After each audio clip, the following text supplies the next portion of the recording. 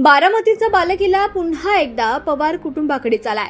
राज्याचे दिवंगत उपमुख्यमंत्री अच्युतदादा पवार यांच्या निधनानंतर रिक्त झालेल्या बारामती विधानसभा मतदारसंघाचा निकाल आता स्पष्ट झालाय. अपेक्षेप्रमाणे सुनेत्रा पवार यांनी या निवडणुकीत ऐतिहासिक विजय नोंदवला असून बारामतीच्या जनतेनं त्यांना भरभरून आशीर्वाद दिलाय.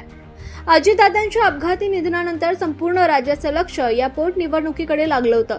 या कठीण काळात बारामतीची जबाबदारी स्वीकारत दिवंगत दादांच्या पत्नी सुनेत्रा पवार निवडणुकीच्या रिंगणात उतरल्या होत्या. बारामतीकरांनी पुन्हा एकदा आपल्या लाडक्या दादांवर आणि पवार कुटुंबावर असलेल्या विश्वासाची पावती दिली आहे. सुनेत्रा पवार यांनी तब्बल 2,18,930 मतांचा प्रचंड मताधिक्य घेत विजय मिळवलाय.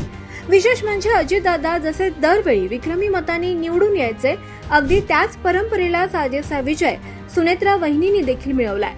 अजितदादांच्या निधनानंतर सुनेत्रा वहिनींनी केवळ निवडणूक लढवली नाही तर राष्ट्रवादी काँग्रेस पक्षाची सर्व सूत्रे अत्यंत समर्थपणे आपल्या हाती घेतली आहेत. राज्याचे उपमुख्यमंत्री पदाची धुरा सांभाळताना त्यांना विधिमंडळाच्या कोणत्याही एका सभागृहाचं सदस्य असणं अनिवार्य होतं. आता या दणदणीत विजयामुळे ती तांत्रिक अट देखील पूर्ण झाली असून त्यांचा मंत्रिमंडळातील मार्ग आणखीन प्रशस्त झालाय. एकूणच या निकालानं सिद्ध केलंय की बारामतीची जनता आजही पवार कुटुंबाच्या पाठीशी अगदी खंबीरपणे उभी आहे. आता सुनेत्रा पवार यांच्या नेतृत्वाखाली बारामतीचा आणि राज्याचा विकास रथ कसा पुढे जातोय याकडे सर्वांचं लक्ष लागलंय.